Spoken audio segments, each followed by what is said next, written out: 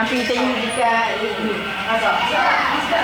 So yang ni kita adun semua ni. Sos ni, sos lada hitam,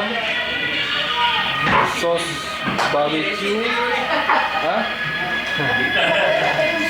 sos barbecue, kicap dengan ni. Dia punya sos barbecue ni memang kena ada dua ni lah. Oh, yang ni resipi kakak lah ni. Tak lah. Oh, resipi kakak. Ambil jangan rasa di luar ni. Dia cek sikit. Kakak memang tu kat lah yang beli. Tapi kalau ada resipi kat orang kampung ada lah. Dapur. Kakak awal. Bawa masuk. Ni ikan mengai tadi ya? Tak. Mengai tu ikan puyuh. Ikan sekar. Cek sini. Yang rasa dia punya ni. Oh, ni. Ni dia punya tu.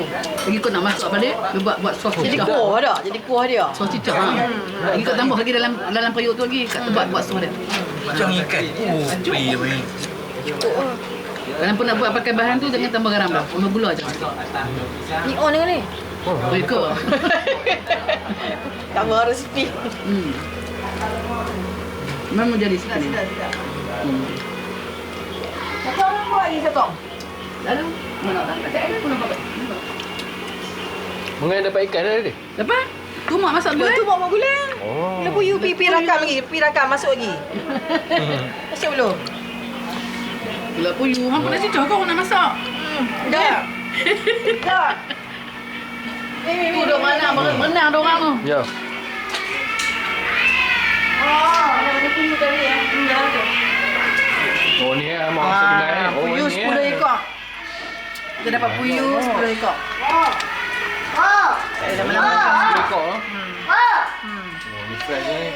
Fresh buat. Fresh. Ya. Kita guna buat sos. Tak ada lama pun lagi lembut. Lagi. Nak cari mana jadi nak bukan nak angkat. Tak dalam ni dulu. Buat dekat lembut dah lembut dah. Ha?